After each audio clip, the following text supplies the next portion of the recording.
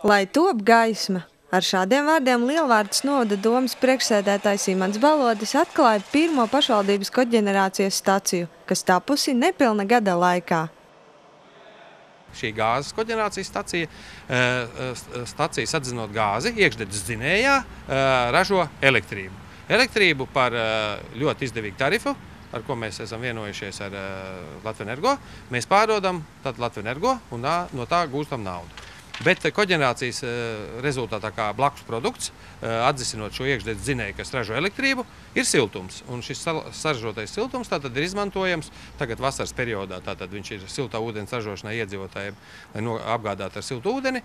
Ziemas periodā tas ir arī sildīšanās. Viņa nodrošinās siltumu Latvijas masīvam.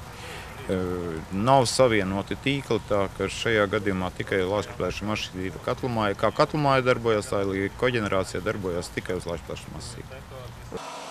Koģenerācijas stacijas priekšrocība ir divu veidu produktu ražošana no viena kurināmā – siltums un elektrība. Pēc Modra Rinkas vārdiem elektrība ir koģenerācijas procesa pamatprodukts, kas ir kvalitatīvs un tirgū dārgs enerģijas veids. 40% ir elektrība, nepilni 40%, drusku mazāk, un 50% ir siltums. Šī gadījumā tas, tā populāri runājot, tas ir apmēram tas pats, kas automobīlis. Tikai automobīlis griež riteņus, motors, jūs brauciet uz priekšu, noņemiet jaudu. Šeit vienkārši ir uzlikts strāvas ražotājs ģenerators, caur kuru tiek ražot šī elektrība. Gada siltajā periodā koģenerācijas stacija darbosies ar vienu dzinēju, savukārt ziemas laikā tiks ieslēgti abi gāzes dzinēji ar kopēju elektrisko jaudu 320 kW. Kā atklāja SIA Lielvārdes Remte pārstāvi, stacija šobrīd nedarbojas ar pilnu jaudu. Ministra kabineta noteikumi paredz siltuma enerģijas lietderīgu izmantošanu, bet šobrīd vasaras periodā visu saražoto siltumu nebūtu kur likt.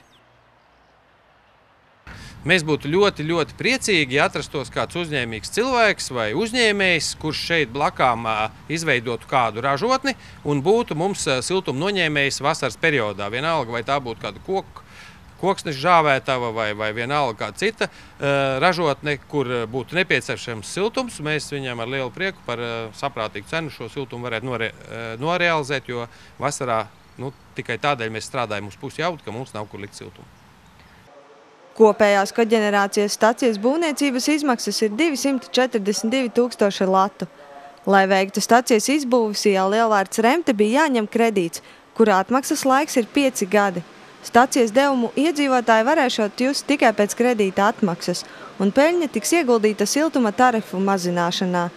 Darbojoties uz pilnu jaudu, koģenerācijas stacija pašvaldības budžetā gadā ienesīšot 50 līdz 60 000 latu.